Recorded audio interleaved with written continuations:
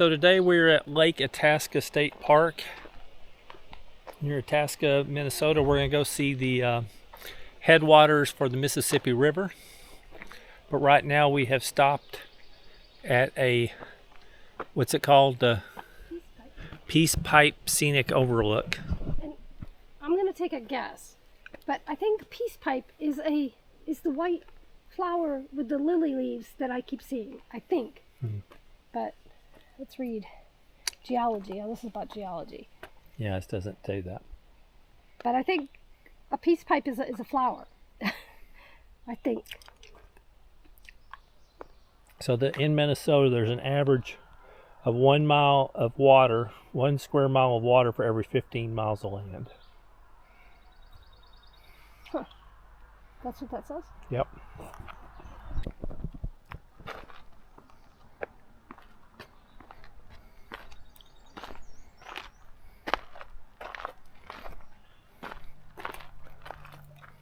That looks like the pit flower in the picture. It does.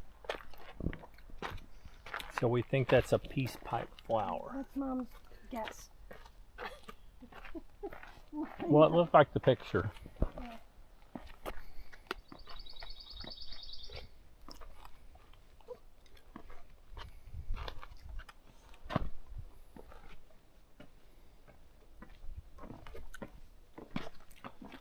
A mile and a half to the lodge that way, or 3/4 of a mile to the campground that way.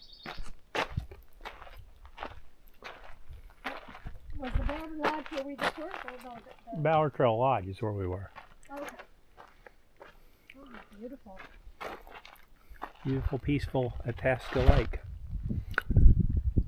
Driving in, on the road in the last 3 miles to the state park, we passed, I don't remember, 5 lakes or something, small lakes, but Itasca Lake is large. And as you can see, it's 17 miles around, and there is actually... Okay, so we are at the Pioneer Cemetery at Itasca State Park, and we're going to check it out.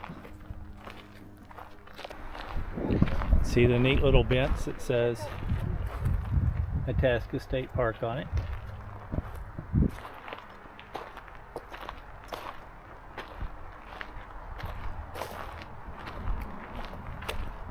They got it mostly blocked off, but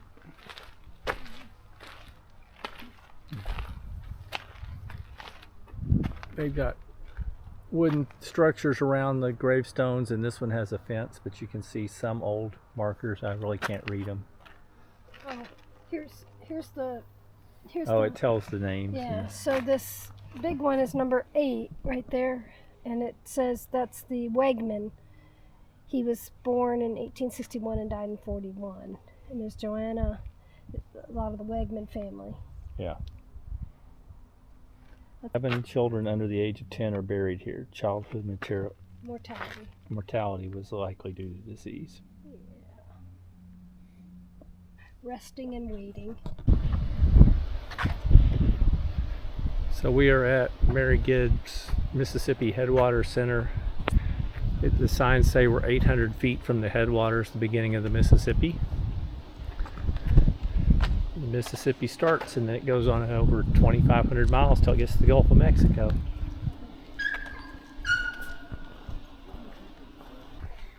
Okay, so we are walking the last few feet to what are supposedly the headwaters of the Mississippi. It's apparently a disputed thing as to exactly where the headwaters are, but some claim this is it. Based on Mr. Schoolcraft, who did a expedition in 1832. He decided this was it, and then there are some geologists that agree with that claim, and there's some others that think it's further north at Bemidji. But some people, the city of Bemidji, which also claims to have the headwaters of the Mississippi. The argument is whether it's where the water's flowing from or the most northern point. So anyway, this is one of the headwaters. This is where the most famous people are claiming this is the headwaters, but I don't know, it's disputed. Okay, so this is Lake Itasca, which is supposedly the starting point of the Mississippi River. well, the Mississippi starts almost 1,500 feet above the ocean. That's pretty neato. We got the sign that says here at 1,475 feet above the ocean, the mighty Mississippi begins to flow on its winding way,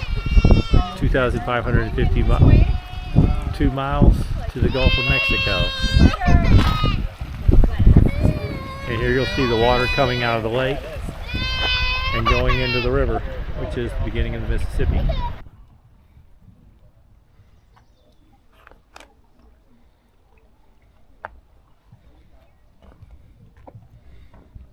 Flows pretty fast to get started. They said starting at 1,475 feet above sea level. Of course, it gets to sea level when it enters the Mississippi. When it enters the Gulf of Mexico down near New Orleans. But they say over a third of the drop in elevation happens within the state of Minnesota. Treated railroad ties. Alright, so here, you look at Dad next to the tree. You see how huge it is?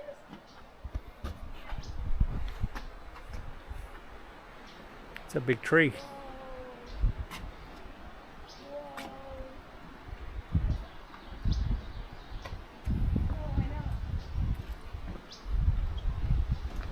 Yeah, you almost made it. Wow. See, there's like another tree right next to it, and you can just see how huge this one is.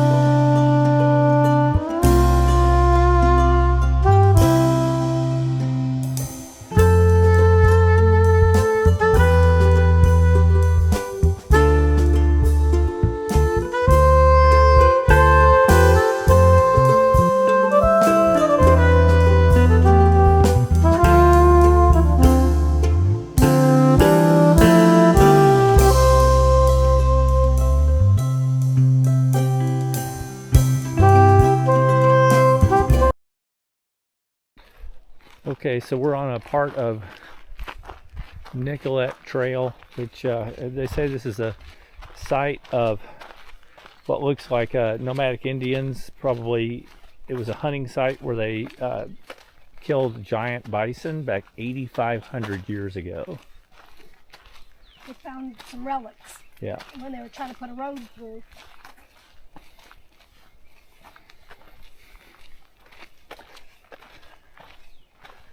This would be an awesome running trail.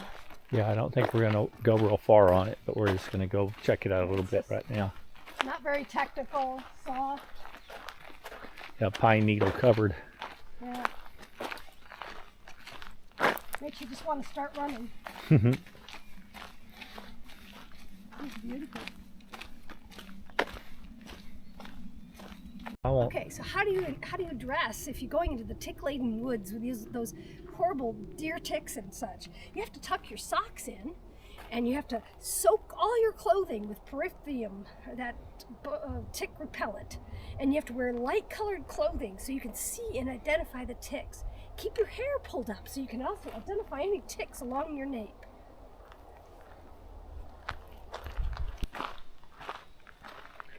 I don't know how you say this. Ayton Heights Fire Tower. Let's try. So we're going to travel along a half-mile trail through old growth northern hardwood forest, and we're going to go to the fire tower, which is 100 feet tall, so we can see Itasca Lake from above. There's going to be a steep hill.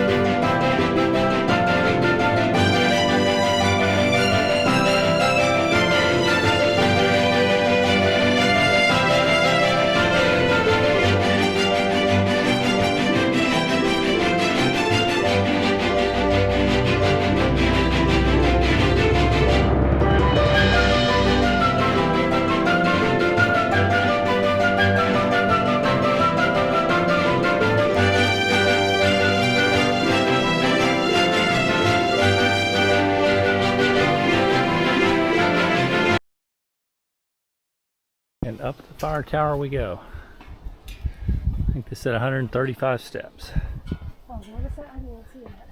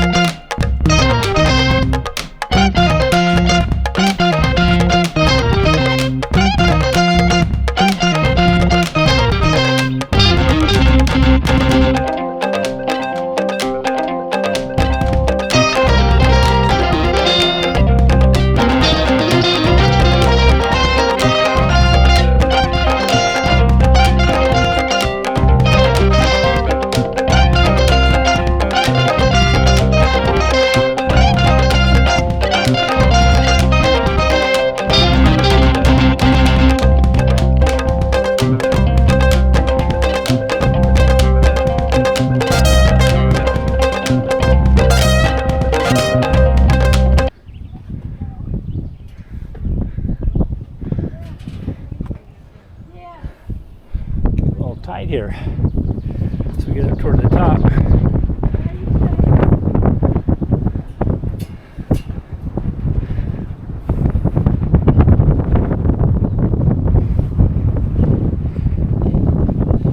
Kathy, the landings get a little tight toward the top.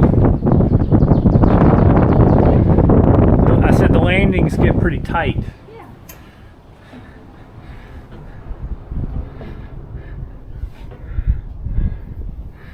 And we are to the top. I'm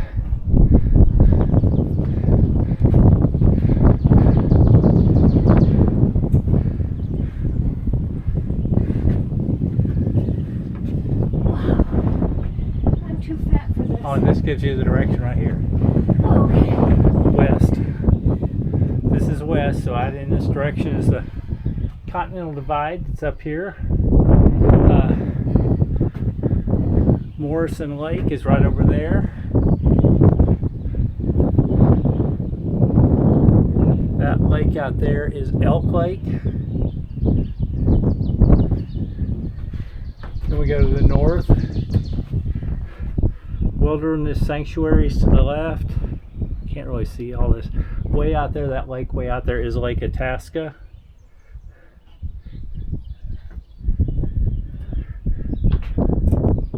Bemidji, the town, is to the right somewhere, though I can't really see it. This is to the east, and that is Casey Lake right in front of us.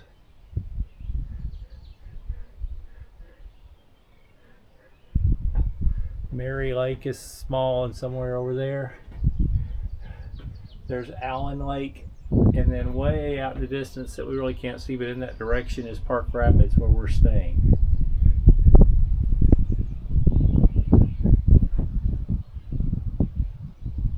And actually that lake right there is Clark Lake.